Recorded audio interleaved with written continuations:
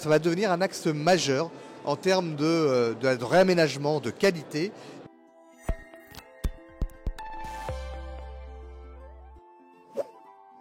L'objectif de ce réaménagement, c'est redonner le lustre à la voie des Sacs. C'est une voie qui a longtemps été un peu délaissée, qui n'a pas fait l'objet de réaménagement, d'embellissement depuis des décennies, qui est une voie de transit. L'objectif est de lui rendre une attractivité. Attractivité pour les commerçants, bien évidemment, qui sont un certain nombre sur cette voie, notamment sur la partie Gambetta.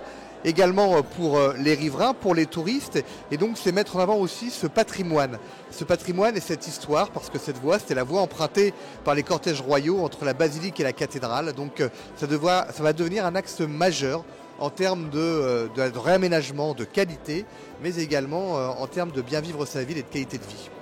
La voie des Sacs reste accessible aux voitures. Alors bien évidemment, elle sera accessible aux vélos avec des pistes cyclables.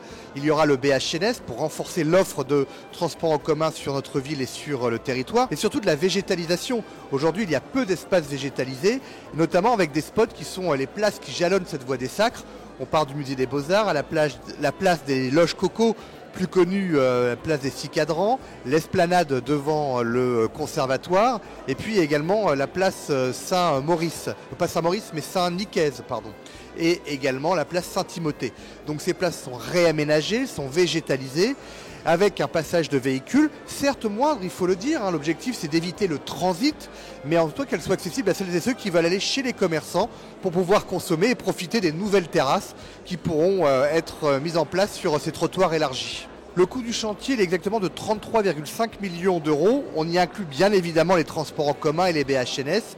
Et au moment où on se parle, je n'inclus pas les subventions et l'accompagnement de l'État, notamment pour les transports en commun. Donc c'est un projet qui a été budgété dans le plan pluriannuel d'investissement porté par la collectivité. En termes de calendrier, dès début 2024, les travaux vont débuter par phase. Il ne faut pas imaginer que cette voie de 2,5 km va faire l'objet de travaux d'une manière uniforme. Il va y avoir des phases qui vont être réalisées sur 2 ans. Et dès cet été, ce sont des fouilles archéologiques qui vont débuter.